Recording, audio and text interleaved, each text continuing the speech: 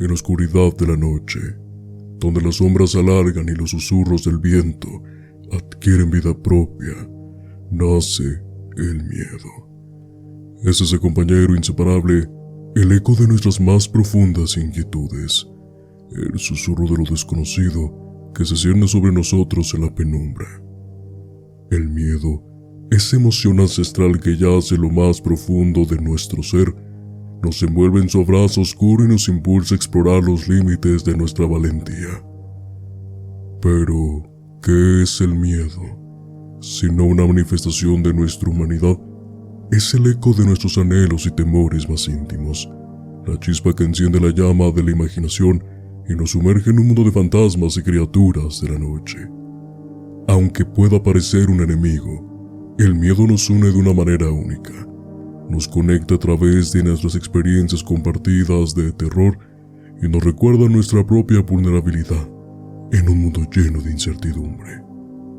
Bienvenidos a Miedos Nocturnos, un viaje a través de las sombras de la noche, donde exploraremos los rincones más oscuros de la mente humana y nos sumergiremos en las profundidades del miedo. Acompáñanos mientras desentrañamos los misterios de lo sobrenatural, compartimos historias de horror y nos sumergimos en el fascinante mundo de lo desconocido. Ricardo, buenas noches, ¿cómo estás? Buenas noches, amigo, muy bien, muchas gracias por darme la bienvenida de nueva cuenta a un episodio más, nuestro episodio número 41 de Miedos Nocturnos. Externar que pues muy feliz por la aceptación que ha tenido nuestro episodio más reciente. La verdad, ha sido un gusto que la gente esté captando la atención y que le esté gustando y que sobre todo se esté integrando a este mundo de lo desconocido.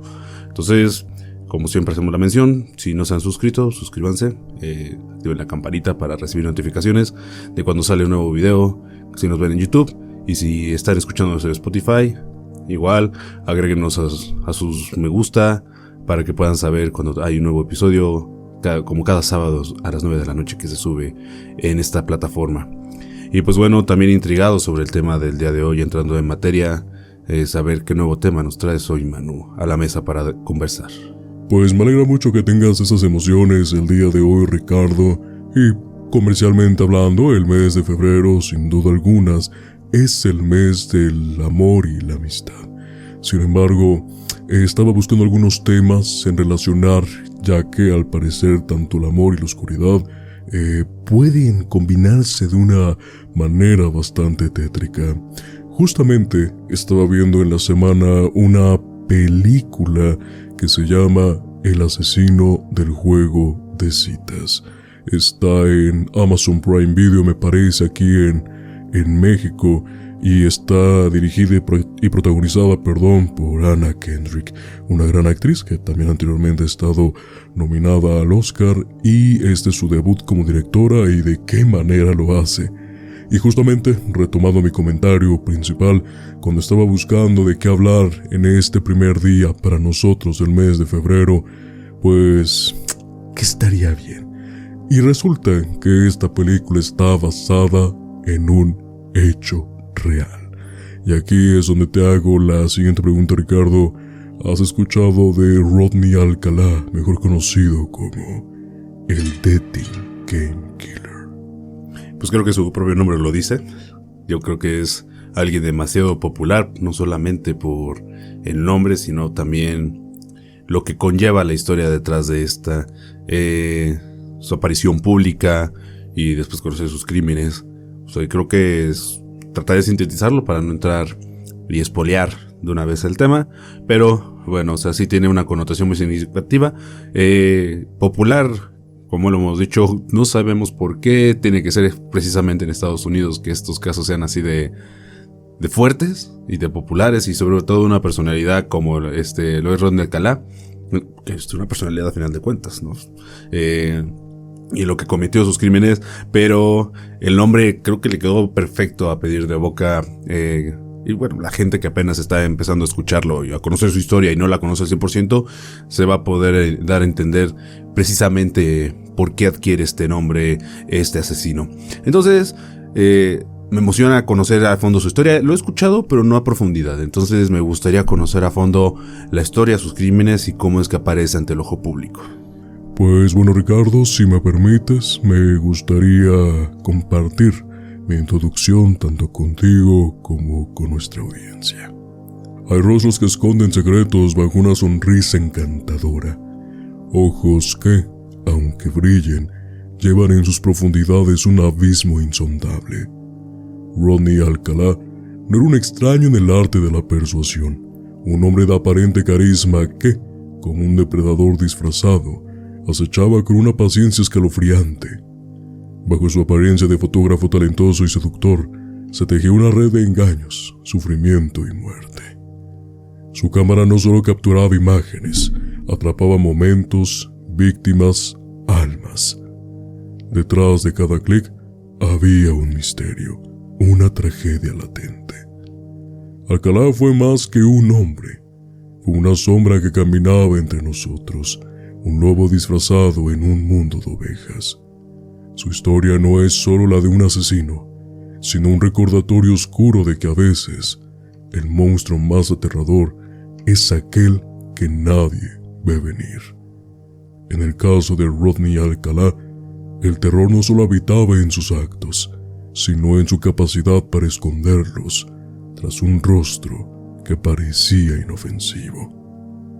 Y bien, Ricardo, justamente para dar inicio de manera oficial a ese tema, me gustaría hacerlo con el origen de Rodrigo Alcalá, dónde nació, cómo se desarrolló, qué opiniones había al principio sobre su vida. De existencia turbia y transformaciones inquietantes, Rodrigo Alcalá nació el 23 de agosto de 1943 en San Antonio, Texas. Según un psiquiatra militar, su perfil era alarmante. Una personalidad narcisista maligna con psicopatía y sadismo sexual. Su vida dio un giro abrupto cuando su padre, Raúl Alcalá, abandonó a la familia. A partir de entonces, su madre y sus 3 hermanos se trasladaron a un suburbio de Los Ángeles, dejando atrás Texas cuando Rodrigo apenas tenía 11 años. Su paso por el ejército de los Estados Unidos fue breve y peculiar. Aunque se alistó con intención, jamás enfrentó la rigurosidad del entrenamiento militar. Fue asignado a labores administrativas en la base de Fort Bragg, un entorno que, lejos de protegerlo, se convirtió en un terreno fértil para abusos y agresiones por parte de sus compañeros. Aquella experiencia marcó el comienzo de un descenso que lentamente desvelaría su retorcida naturaleza.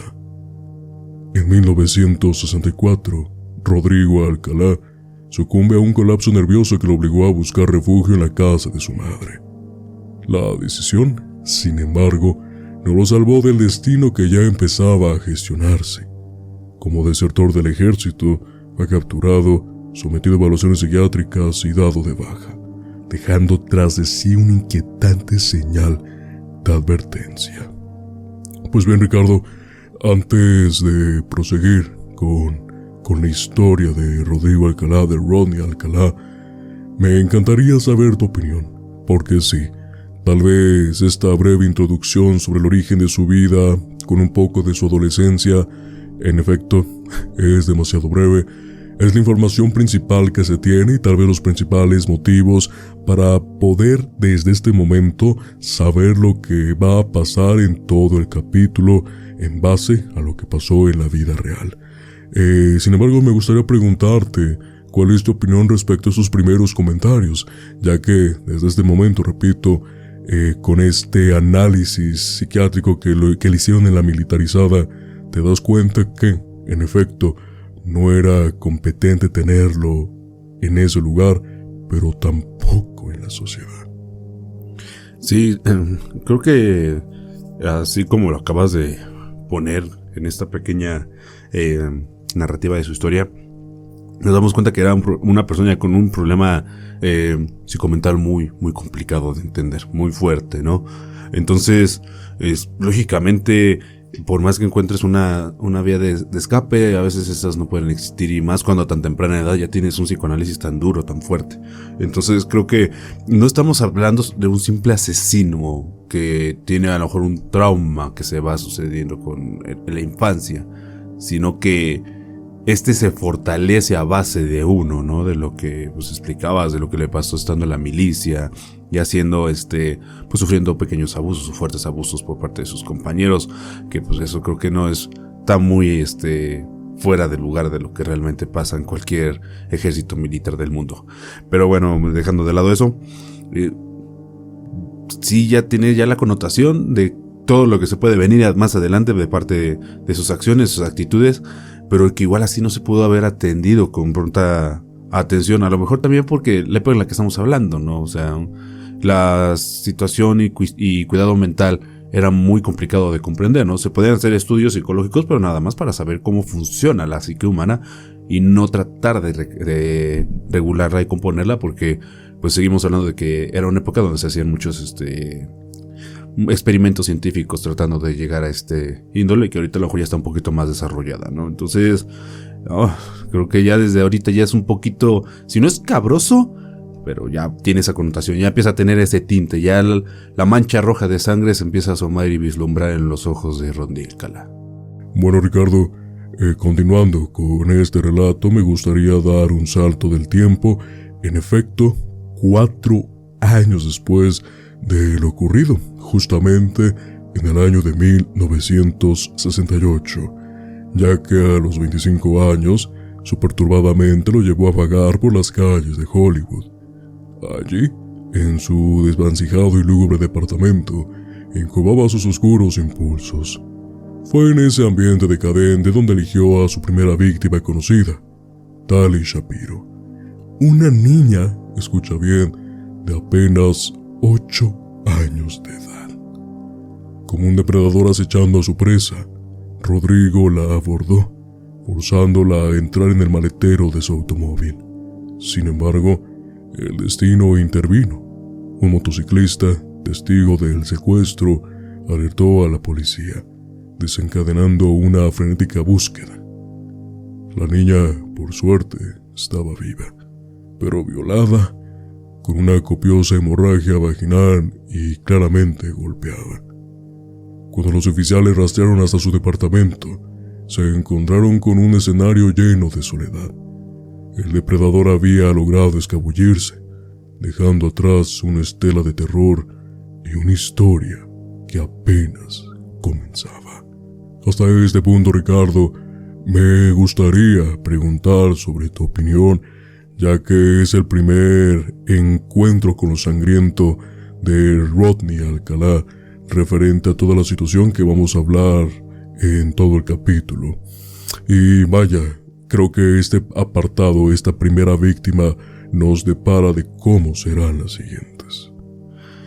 Yo quiero de entrada decir que es muy, muy, muy fuerte. O sea, estamos hablando de un crimen ya muy, muy, muy pesado. Creo que de los pocos asesinos que hemos tocado acá que han tenido que ver con violación a menores, siempre es muy complicado hablar de ellos por lo que implica, ¿no? Yo creo, ¿no? Creo que siempre lo hemos dicho, y creo que la sociedad está muy marcada por este tipo de crímenes para poder proteger a esta parte de la sociedad, a los infantes. Entonces, esto nos lleva a que no solamente estaba planeando ser un asesino,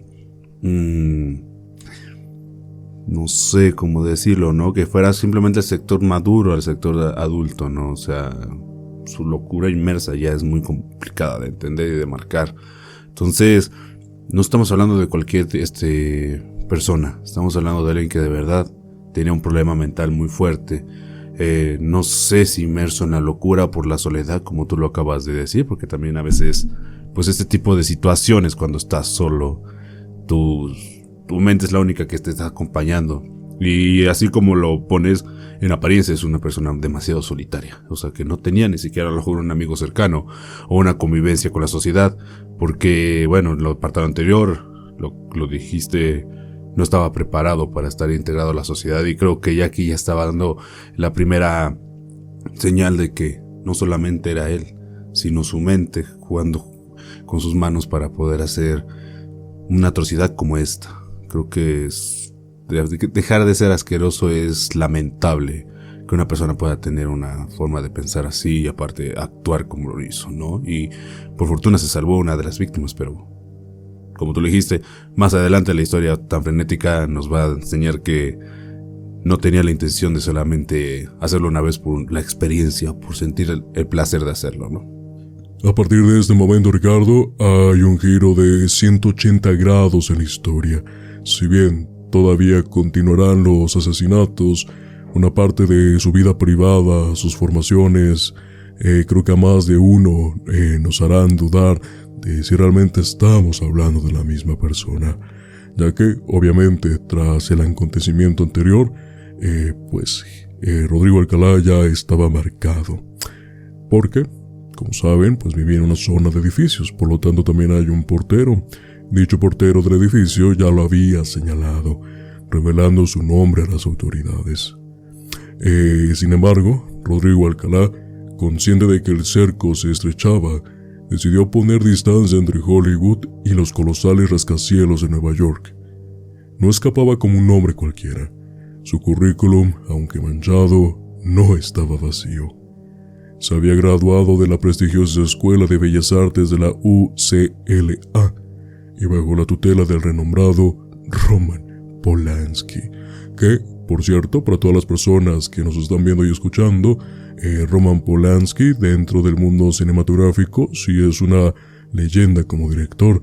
Sin embargo, hizo algunas cosas que no son dignas de mencionar, pero que en un capítulo vamos a platicar sobre él. Cerrando el paréntesis, continuando con la historia, obviamente, ya con este pequeño spoiler, Rodrigo Alcalá, como ustedes ya pueden saber en este momento, comenzaba a estudiar cine en la Universidad de Nueva York. Pero en este nuevo capítulo de su vida, optó por esconderse detrás de un seudónimo, John Berger. En 1971, Alcalá asumió un trabajo como conserje en un campamento de arte en New Hampshire. Aquí, su falsa identidad sufrió apenas un leve ajuste. Ahora se hacía llamar John Burger. Sin embargo, la máscara no bastaba para contener sus impulsos. En junio de ese año, el cuerpo sin vida de Cornelia Kriller, una joven azafata de 23 años que trabajaba para Transworld Airways, fue hallada en su departamento en Manhattan. Había sido brutalmente violada y estrangulada. El asesino no dejó rastro alguno, y el crimen quedó envuelto en un inquietante silencio. ¿Un crimen perfecto? Durante décadas parecía serlo. Sin embargo, el destino es caprichoso y juega a desenterrar verdades. Fue hasta 40 años después que dos antiguos alumnos del campamento de arte, obviamente ya adultos, reconocieron un rostro que no podían olvidar. Ahí estaba inmortalizado en un cartel del FBI en una oficina postal. El hombre que había sido su instructor, el mismísimo John Burger, o mejor dicho, Rodrigo Alcalá. Pero todavía no nos adelantemos. Atrapado y llevado ante la justicia, el monstruo evadió el peso máximo de la ley. No se logró condenarlo por la violación e intento de asesinato de la pequeña Tali Shapiro, ya que sus padres, ejerciendo su derecho, se negaron a testificar.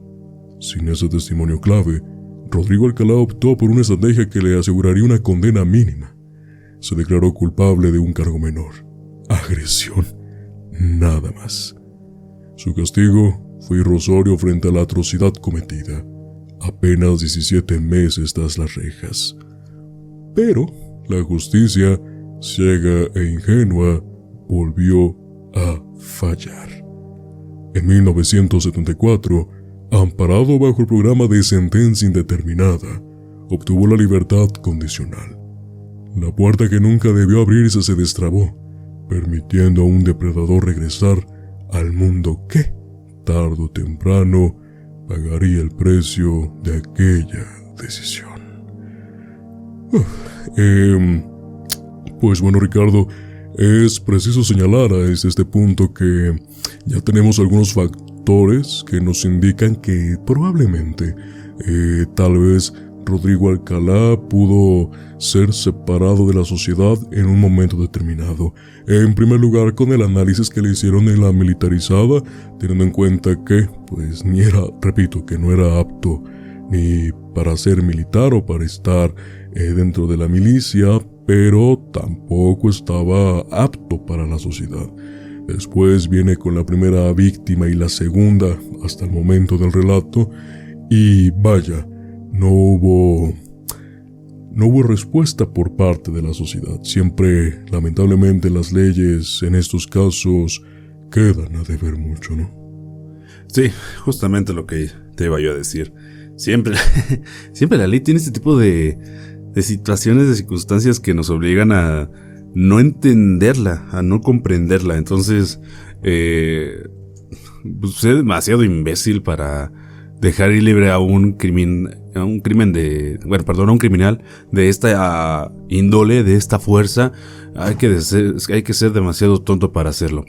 Entonces, ya de entrada ya da coraje. O sea, siempre que mencionamos que una parte de la ley pudo haber detenido estas cosas, no. ¿Por qué? Porque, claro, las leyes se van ajustando y se van mejorando para poder contener este tipo de casos, entre comillas, ¿no? Pero estamos hablando de que es una burla, o sea, es una burla a la sociedad misma, es una burla a la niña que intentó asesinarla, es una burla a la azafata que asesinó y estranguló. O sea, todo esto es una burla, ¿no? Es más risorio hasta su nombre, o sea, el adepto que se puso para poderse enmascarar un poco, ¿no? John Burger. Creo que estamos hablando de alguien que tenía buenas coartadas, tenía inteligencia para hacer sus crímenes. Esa parte yo creo que sí la puedo resaltar, porque también es algo que habla muy bien de los asesinos seriales, que pueden cometer más de un crimen. Ahorita llevamos 2 crímenes, un asesinato y un intento de nada más, ¿no? Y con connotación sexual. Entonces, creo que estamos hablando que alguien, si bien dentro de su inerte mundo de inestabilidad tenía una sed de sangre muy marcada, era súper, estratégico. Sabía planear, sabía planificar y sabía cómo esconder mejor sus crímenes para evitar ser capturado o para poder salirse por la tangente, como fue en este caso, ¿no? Que igual la policía tuvo mucho que intervenir. Bueno, no, mejor dicho, la justicia estadounidense tuvo mucho que ver. Entonces, da coraje, da escalofríos, pero también da hablar bien de Rodney Alcalá, La verdad, creo que una mente de esas pocas que llegamos a ver que sabe aprovechar los momentos de dificultad para tener un beneficio. Entonces, no sé si así es, este es el inicio, ¿cómo va a ser lo que continúa? A partir de este momento, Ricardo, te voy a compartir 2 apartados. Uno, en donde agregamos un asesinato más a la sangrienta y larga lista de Rodney Alcalá. Y segundo, sorprendentemente la vida que empezó a llevar a pesar de estas adversidades, ya que uno no se esperaría cómo acababa ahí. Pero también con el apartado que te voy a compartir, vamos a entender cómo era tan accesible ante las personas. De vuelta en Manhattan, el destino volvió a teñirse de sangre. Los investigadores de la Unidad de Casos Fríos de la Policía de Nueva York, perseverantes e implacables de desentrañar enigmas del pasado, sospecharon que Rodrigo Alcalá no había tardado en retomar su sádico juego mortal. Entre sus posibles víctimas apareció el nombre de Helen Jane Hoover, una joven de 23 años, heredera del prestigioso club nocturno Zero y ahijada de las leyendas Dean Martin y Sammy Davis Jr. El hallazgo de su cuerpo, brutalmente mutilado, rompió la tranquilidad de los alrededores de la finca Rockefeller, en el condado de Westchester. Allí, donde los árboles susurran el viento, el horror se camuflaba bajo la aparente paz del lugar. Un año después, ya posicionado en Los Ángeles, Alcalá se empleaba como el tipógrafo del diario Los Angeles Times. Pero su raza oscuro seguía bajo el escrutinio de las autoridades. Un grupo especial encargado de investigar delincuentes sexuales lo entrevistó durante largas horas, intentando desenredar los hilos de su mente perversa. Sorprendentemente, tras extensos interrogatorios, lo descartaron como sospechoso de asesinato. El resultado: apenas cumplió una breve sentencia por posesión de marihuana, burlando una vez más las garras de la justicia. Como se mencionó al principio, narcisista por naturaleza, Rodrigo, en una de sus múltiples facetas, construyó una compleja telaraña de engaños. Imprimió tarjetas con promesas de glamour y éxito, logrando seducir a cientos de hombres y mujeres con la imagen de un fotógrafo de moda profesional, dueño de un portafolio envidiable repleto de celebridades. Con cada contacto se va tejiendo una red de mentiras, en la que la fachada de éxito cubre la sombra de sus intenciones oscuras. Este portafolio se los mostró a sus compañeros del diario: decenas de fotos de mujeres desnudas, varones adolescentes también sin ropa, y en casi todos los casos protagonizando escenas de sexo explícito. Pero hasta la misma araña podía quedar atrapada, ya que en 1979 alguien dejó inconsciente y violó a Moni Hoyt, de 15 años, mientras posaba para el portafolio de Rodrigo. Esto fue sumamente importante para pronto atrapar a la bestia. Nuevamente, Ricardo, estamos hablando de que Rodrigo Alcalá tenía una suerte envidiable a pesar de las acciones que estaba cometiendo por las sombras.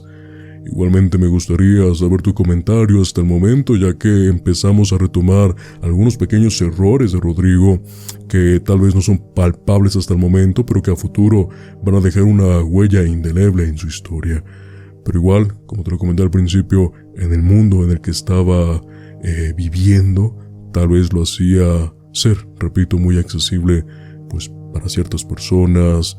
Era muy accesible por la forma en que lo veían, y eso le daba la facilidad para seguir cometiendo crímenes atroces. Sigo pensando que es muy inteligente, la verdad. Es muy astuto, muy astuto, o fue muy astuto para cometer sus crímenes.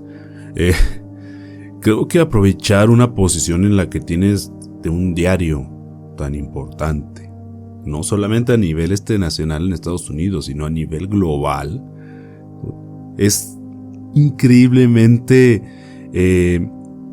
no sé cómo dimensionarlo, pero es aprovechable, ¿no? Aparte, teniendo carrera como actor, teniendo estudios como actor, mejoras mucho tu lingüística, tu comportamiento, tu declamación, sabes cómo allegarte, cambiar tus facciones, perfeccionarlas, mantener un semblante.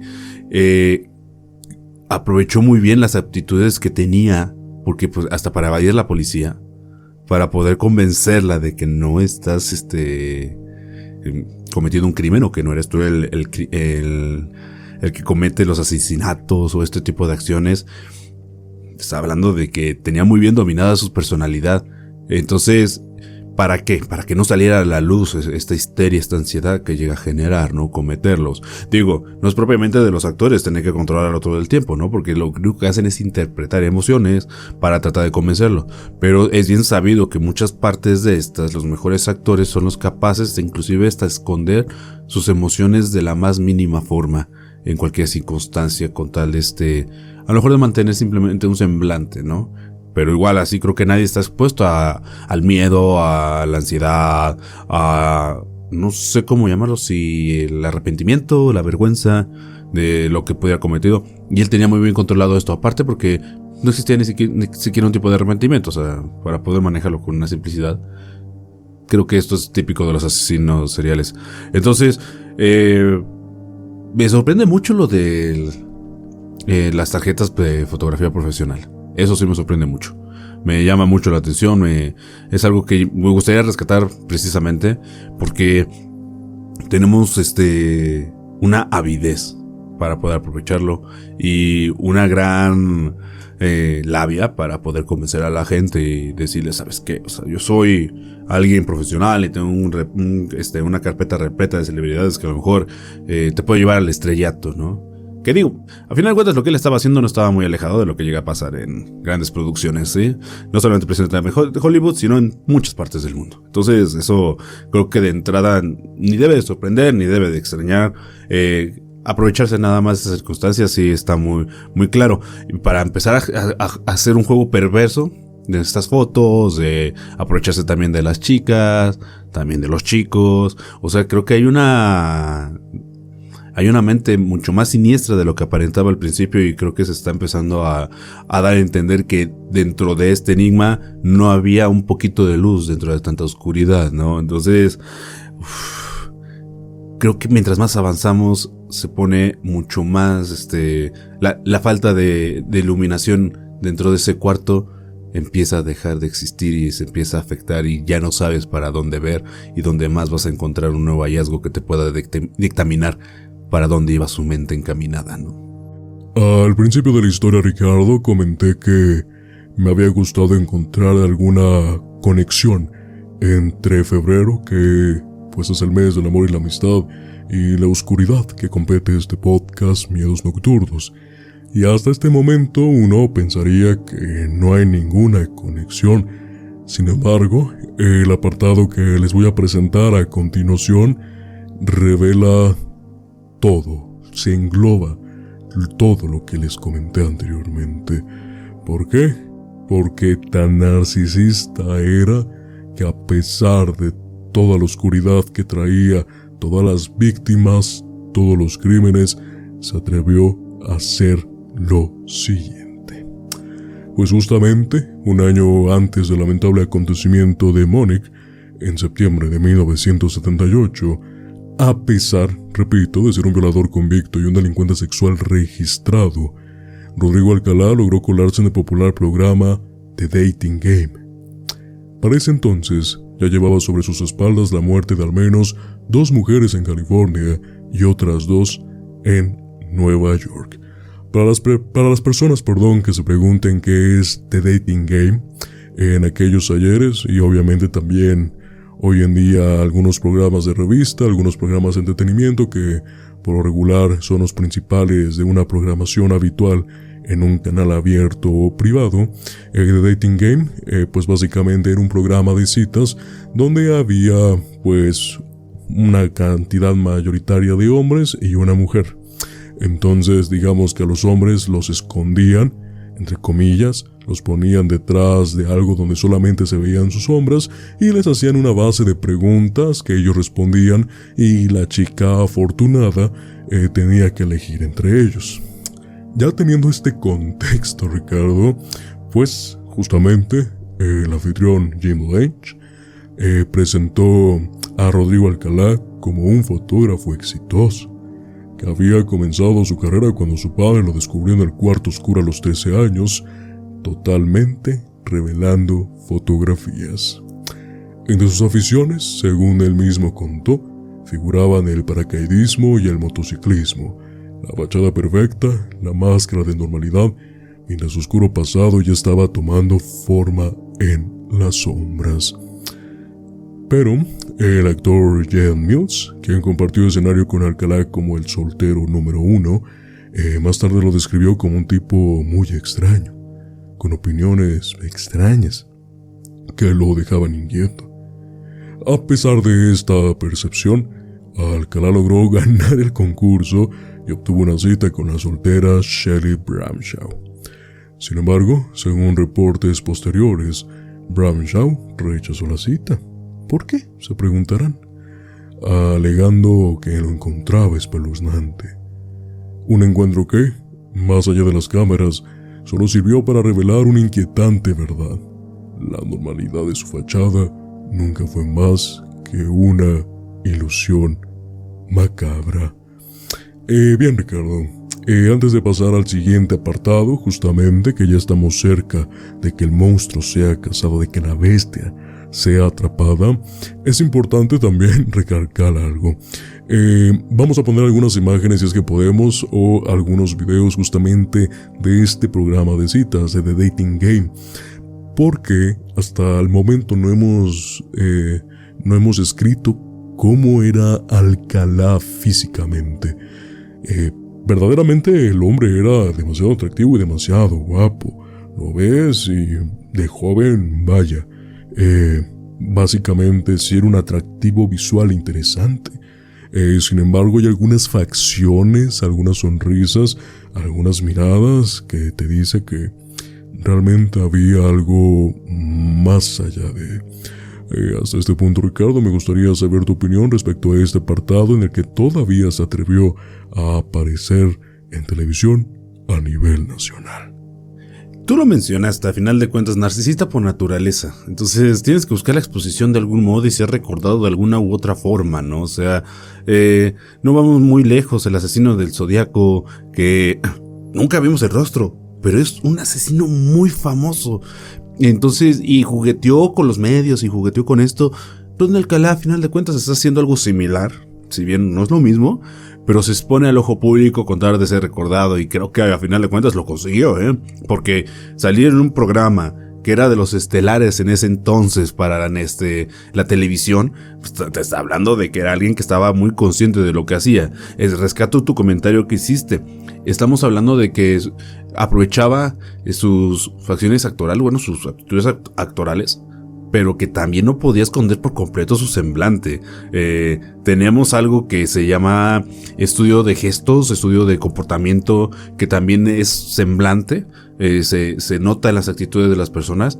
Entonces, si las imágenes son ciertas, a pesar de ser atractivos, siempre se ve algo oculto detrás de estas mismas y te da a entender, a lo mejor no al 100% cómo es una persona, pero sí te deja vislumbrar más o menos cómo puede tener su realidad dentro de sí misma, ¿no? Entonces, este estudio es muy complejo porque es un psicoanálisis a final de cuentas, ¿no? Entonces, es muy distinto que tengas a alguien de vista previa nada más y lo veas y digas, es una persona que está muy enojada o algo así, o a lo mejor así es su forma de ser, a que ya lo trates.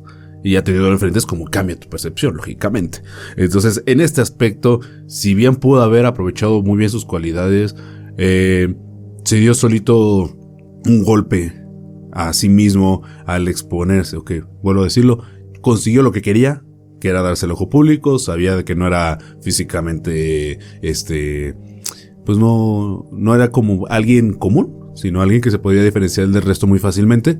Entonces, es un narcisista este canijo. La neta es un narcisista y creo que hasta cierto punto es como agradable, ¿no? Entender que hay asesinos que son ávidos para aprovechar este tipo de cosas. Porque ayudan mucho a que los que estudian los crímenes puedan entender un poco mejor el comportamiento de los asesinos, ¿no? Entonces, en esa parte a mí me está agradando, no por lo que hizo, o sea, yo estoy dejándolo de lado los crímenes, pero sino por tener esta astucia todavía de exponerse, aunque también creo que fue en un eslabón débil, porque lo terminaron rechazando, lógicamente, porque las acciones eran más que obvias, ¿no? El comportamiento actoral y aquí ya no tiene nada que ver con el comportamiento humano 100% natural.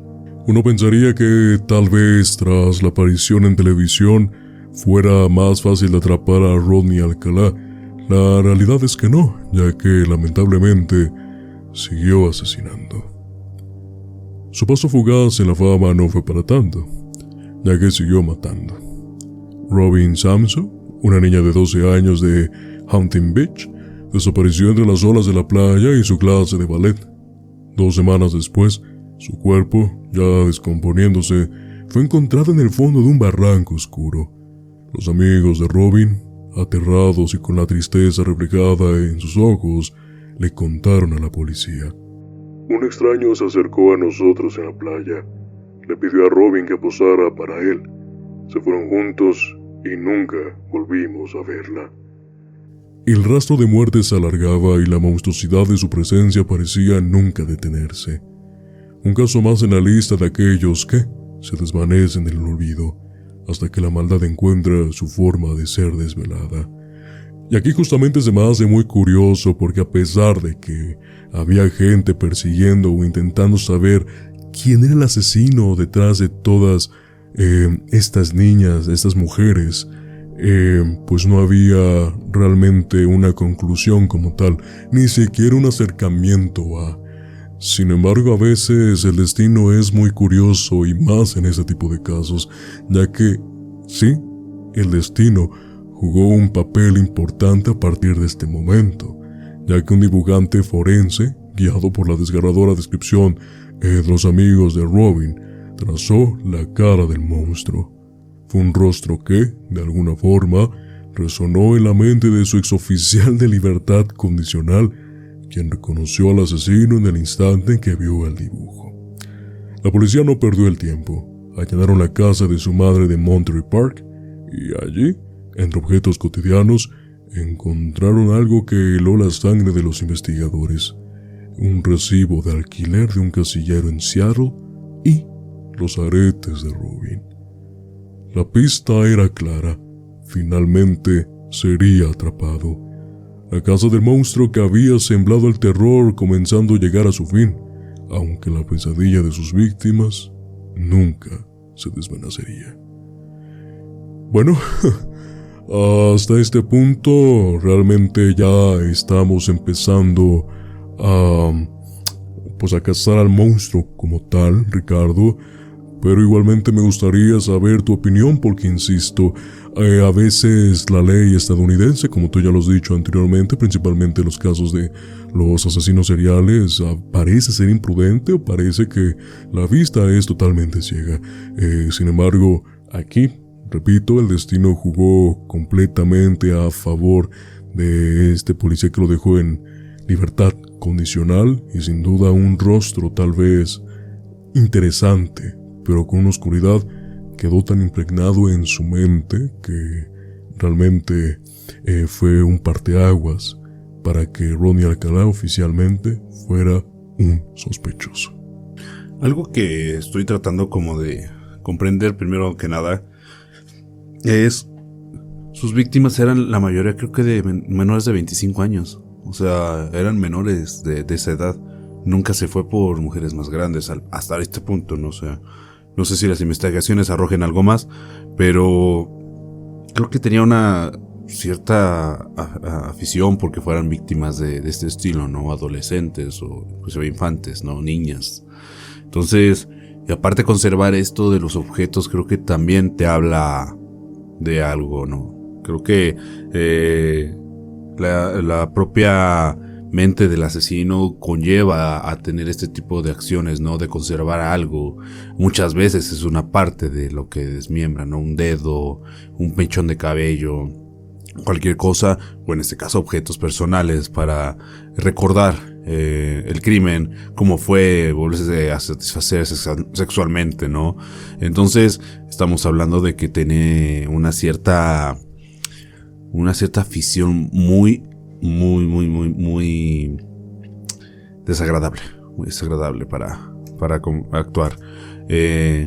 Aprovecharse de, creo que este vínculo de lo de la cámara, creo que fue también lo que terminó poniendo las cosas en su lugar, ¿no? Que es aprovechó tanto este juego que nunca decidió cambiarlo pensando en que nunca le fallaría o que nunca sería atrapado, o probablemente buscando ya ser atrapado también, ¿no? Puede ser este tipo de cosas, aparte de la descripción, y que lo encontraran luego y que cayera justamente en las manos de su exoficial que lo dio le dio la libertad condicional, te habla que también, o sea, que las condiciones para que pudiera ser atrapado se fueron dando por sí solas, porque al final de cuentas nunca salió del entorno que tenía que estar, por obvias razones, ¿no? O sea, también no puedes salirte de ese rango, pero si tiene una libertad condicional y a lo mejor tenía que esperarse unos meses, a lo mejor se podía haber esperado un poco, o si había terminado su proceso, simplemente, ¿sabes qué? Ya tengo mi libertad completamente, me despido de aquí y me voy a otro lugar, ¿no? A lo mejor hasta otro país para seguir actuando, ¿no? Pero te mantienes en tu zona como de confort, familiar, te dejas a puras luces de que vas a seguir actuando de manera agresiva, ofensiva y seguir matando. Entonces, creo que en ese aspecto, Ronnie Alcalá, dentro de toda su sapiencia y que toda su habilidad que tenía, fue demasiado tonto como para no dejar de actuar de esa manera. Ir a lugares públicos que te pudieran ver, no ocupar algún tipo de protección, a lo mejor una gorra, unas gafas, o sea, hay ciertos rasgos que se pueden ir escondiendo, o sea, creo que también eso te conlleva a decir, fue demasiado tonto, demasiado imbécil para poder no ni siquiera pensar en ocultar su su rostro un poco, ¿no? Cambiar algunas facciones, no sé. Aparte siendo actor. O sea, bueno, teniendo conocimiento de actuación, sabes que puedes cambiar algunos aditamentos, no sé, te cambias la barba, te compras una peluca. O sea, hay herramientas como para que lo hubiera aprovechado mejor, ¿no? O sea, esto es lo que voy. Todo el episodio he estado diciendo que se me hace que es una persona que tiene una muy buena estrategia para actuar y para convencer a la gente. Lo que le falló por completo es que no tuvo estrategia para cuidar su imagen, para poder seguir pasando desapercibido. Creo que ese narcisismo que tiene conllevó también a que nunca quisiera ocultar su rostro, ¿no? Como para ser recordado, no sé. Hay muchas cosas ahorita pasando por mi mente como para tratar de entender al asesino y la mente del asesino. Entonces, creo que sí, yo me quedo con eso. O sea, que fue demasiado imbécil para actuar ya al final, para que ya pudiera ser atrapado y ser cazado por las autoridades. Tal vez se preguntarán qué pasó a partir de este momento. Rodney Alcalá ya es verdaderamente sospechoso.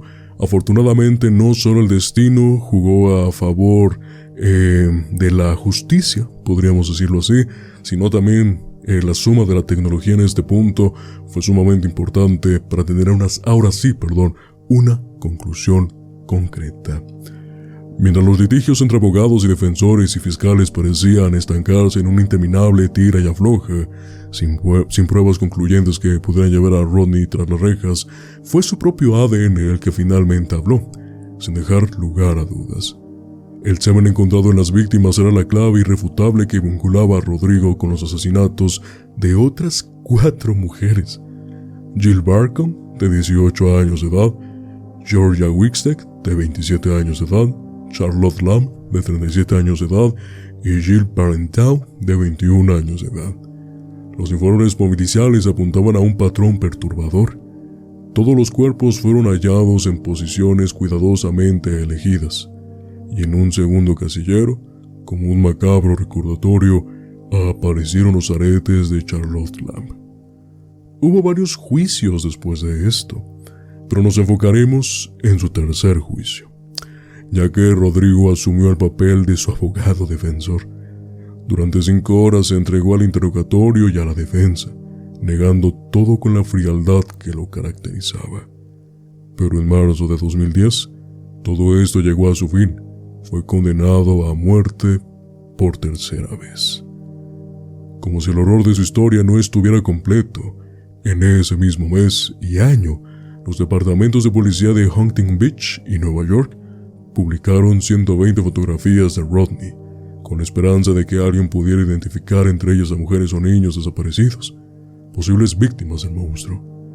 Otras 900 imágenes, demasiado explícitas en su contenido sexual, nunca fueron mostradas al público. La respuesta fue parcial y en muchos casos confusa. Sin embargo, 6 familias lograron reconocer a miembros desaparecidos que se habían desvanecido sin dejar rastro, sin que se supiera nada de ellos. Víctimas de un ser cuyo rostro había estado oculto tras una máscara de normalidad. Casi simultáneamente, la policía de Seattle vinculó a Rodney como el presunto asesino de Antoinette Whitaker y Joyce Count, ambas de 17 años de edad, al encontrar en sus casilleros joyas que pertenecían a las víctimas. Con cada batida en California, Nueva York, New Hampshire y Arizona, las sombras del caso se iluminaban con más evidencia.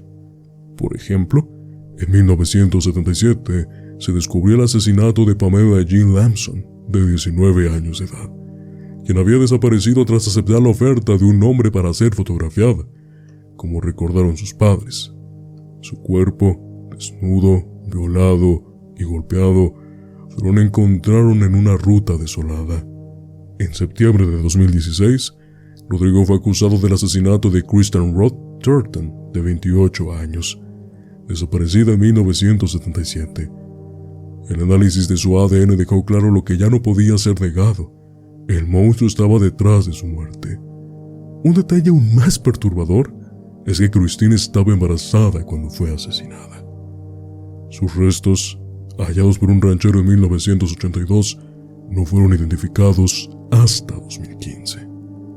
El asesino jugó durante años con la mentira, manipulando la ambigüedad y la confusión, hasta que la tecnología finalmente rompió la telaraña que había tejido, dejando al descubierto su monstruoso legado. Vaya, técnicamente estamos a punto de finalizar este capítulo, pero qué forma tan amarga, ¿no?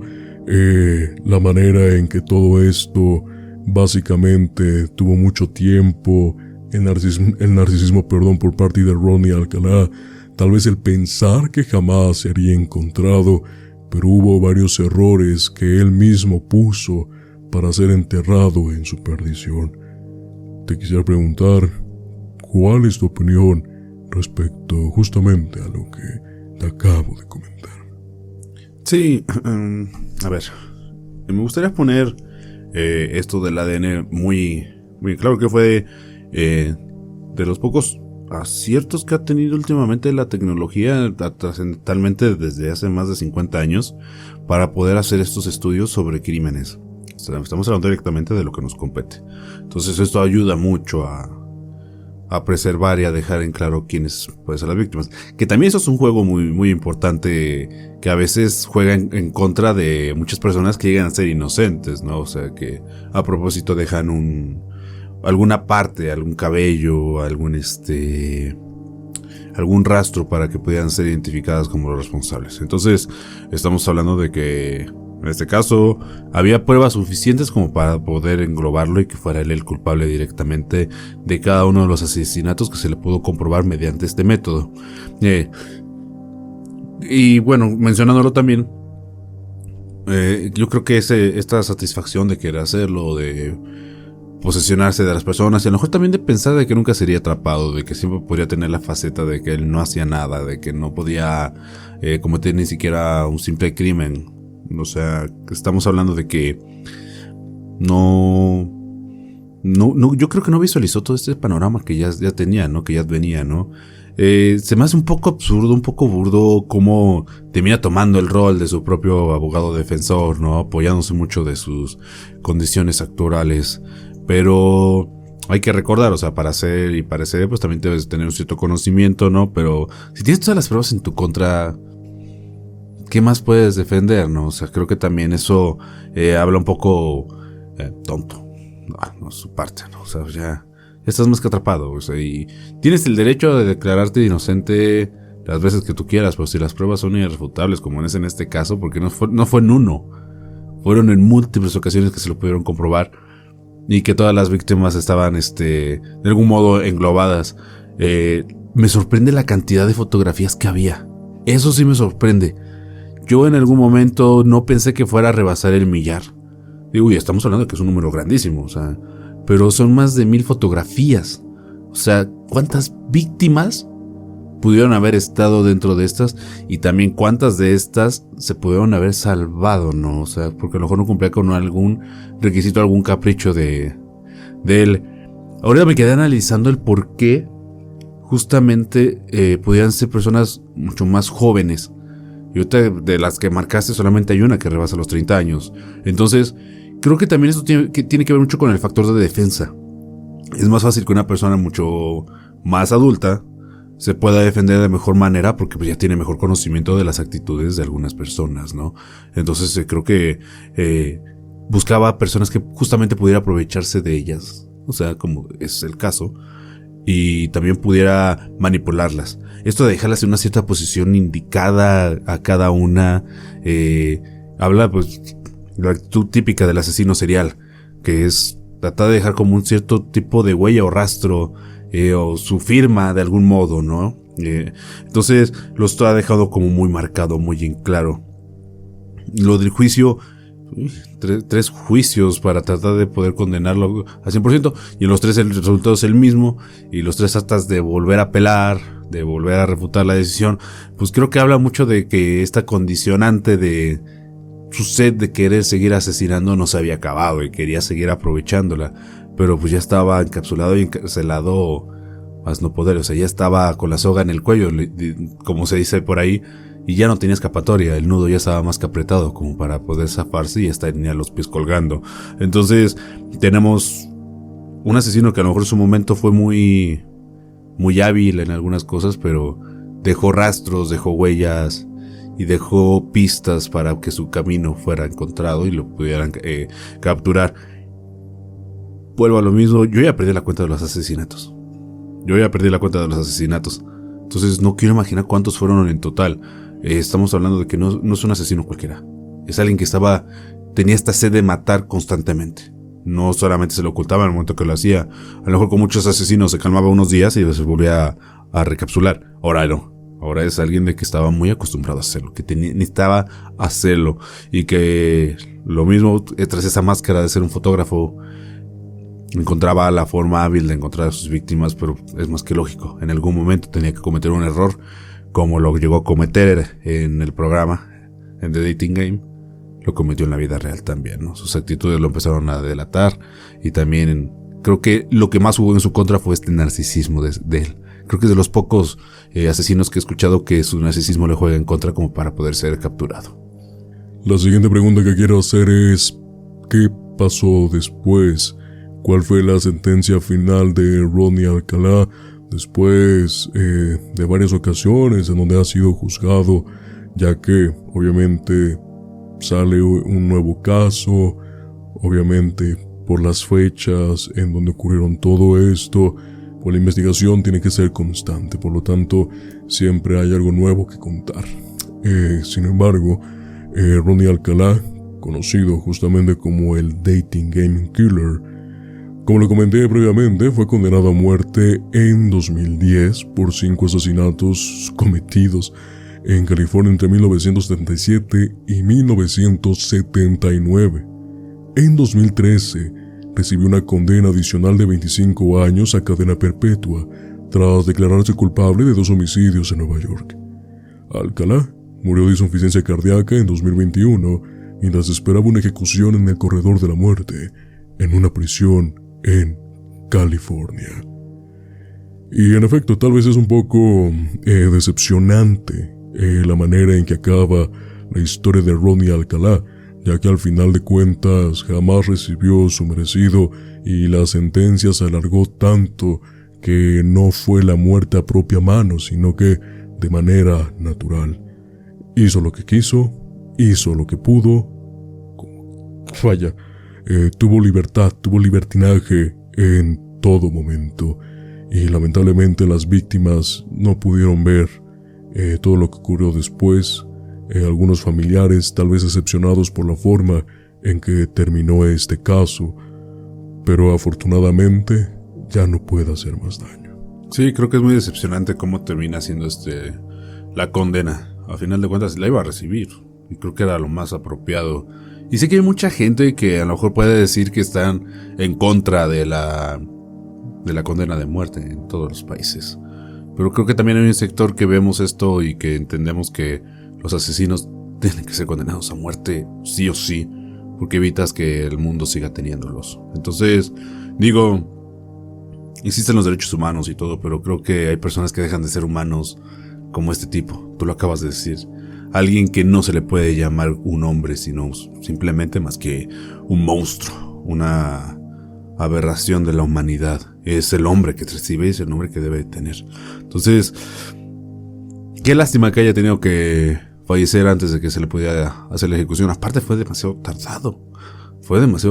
O sea, pues esperó mucho tiempo para que la pudiera recibir y nunca la recibió, ¿no? Entonces, sí, lo dije, es decepcionante y creo que la historia con final justo, porque no se habla de un final feliz, es un final justo, por solamente 5 asesinatos. ¿Qué te habla también de la justicia de Estados Unidos? O sea, tienes investigaciones, tienes las pruebas, solamente 5 la adjudicas a Hyde y el resto de las víctimas. O sea, entre nosotros nada más así, dentro de las investigaciones y las que se confirmaron, llevaba ya más de 8 o 9 así dentro de la narrativa, y más aparte de las que no supe investigar, y aparte otras 9, y así te la llevas. No, creo que si bien fue la justicia llegó en algún punto y lo lograron detener, pero creo que no llegó a tiempo como para que pudiera tener este broche de oro a una historia de infamia, de sangre, un camino largo en el cual fue mutilaciones, fue dejar rastros muy marcados y dejar esta firma final a un caso tan fuerte por parte de las autoridades, como que no, o sea, seguimos diciéndolo a veces. La justicia en Estados Unidos es muy efectiva en muchas cosas, pero casualmente, no lo sé, es muy torpe a veces con los asesinatos. Es muy torpe para poder encontrar los asesinos o para dictaminarlos. Tal vez porque todas estas leyes que ya protegen no a los criminales, sino a la sociedad entera, ¿no? O sea, que también se van estableciendo. Pero no sé, creo que sí me quedo con el sabor un poquito raro de decir, me hubiera gustado saber que sí recibió al mínimo la inyección letal para poder culminar con esta parte. Pero bueno, al final de cuentas ya no está, es lo bueno. Ya se fue, ya no tenemos que estar sufriendo, aunque queda su legado, un legado muy escabroso, muy terrorífico, pero sí es alguien que tenemos que reconocer que, o sea, lo dije, fue muy hábil, fue muy astuto, fue muy inteligente en muchas cosas, pero como todas estas virtudes también tienes debilidades y defectos. Pues si me permite, Ricardo, me gustaría compartirte mi conclusión final sobre el caso de Rodney Alcalá. El caso de Rodney Alcalá nos recuerda que, a menudo, el mal se oculta tras las máscaras más seductoras y aparentemente inofensivas. Su historia no es solo un relato de muerte y engaño, sino un reflejo espantoso de cómo el monstruo puede estar tan cerca, incluso en medio de la sociedad más tranquila. Su capacidad para manipular, para envolver a sus víctimas en una trampa mortal, demuestra que los horrores más oscuros pueden esconderse en las sombras del corazón humano. Al final, la pregunta persiste: ¿cuántos más como él existen, camuflados entre nosotros, esperando su momento para actuar?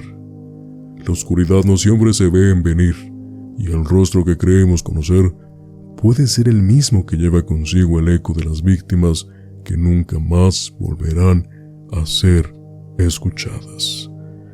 Y de esta manera, Ricardo, finalizamos el episodio número 41 de Miedos Nocturnos, titulado Rodney Alcalá, el Dating Game Killer. ¿Qué te pareció este episodio de, básicamente, Mes del Amor y la Amistad? Sí, creo que fue un buen capítulo para empezar con este mes del amor y la amistad, para lo que nos gusta tratar acá. Demasiado escabroso, demasiado complicado y también muy amargo de digerir. Creo que fue demasiada información y aparte demasiadas historias, demasiados asesinatos para poder tratar de encontrar mínimo cómo funcionaba él, cómo era su psique. Creo que es de estos de los que sí nos quedan muchas dudas también al respecto sobre su persona y sobre cuántas personas realmente fueron, cuántas personas asesinó y qué tantas personas pueden replicar sus actitudes o ser aún peores que él, ¿no? Entonces, creo que de todos los que hemos tratado aquí, ha sido el más impactante mediáticamente, por lo que implica, su caso, los asesinatos, cómo se expone y cómo llegamos a la parte final y cómo también hasta dentro de sus juicios terminó comportándose como una persona, una narcisista, una celebridad en algún punto, ¿no? Como trata de darse ese papel.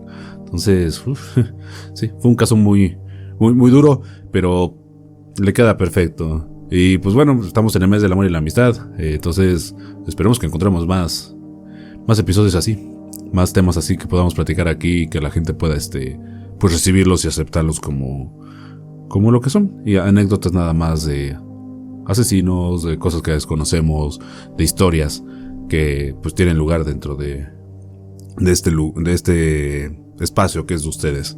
Entonces pues bueno, Manu, me voy muy satisfecho con la información. Creo que es de estos temas que nos encantan a ti y a mí, que a lo mejor nos generan un cierto tipo de ansiedad, pero que no dejan de ser fascinantes por todo lo que implica.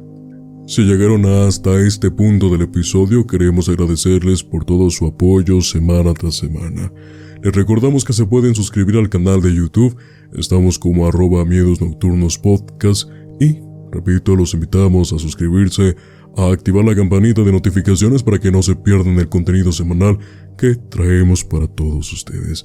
Para toda nuestra audiencia de Spotify, igualmente nos pueden seguir en Miedos Nocturnos y calificarnos con las estrellas que ustedes creen que este podcast se merece. Por último, también nos pueden seguir en nuestras redes sociales justamente como @miedosnocturnospodcast. Por otro lado, a excepción de X, estamos ahí como @miedospodcast. Y sin nada más que mencionar por el momento, Ricardo, te agradezco una vez más por compartir esta mesa donde platicamos sobre algunos relatos que nos dejan pensando en muchas ocasiones si es que realmente pasaron, porque parecen impensables para que sean realidad. Sin nada más que mencionar, Ricardo, a ti, a nuestra audiencia, les deseo muy buena noche. Muy buena noche, amigo.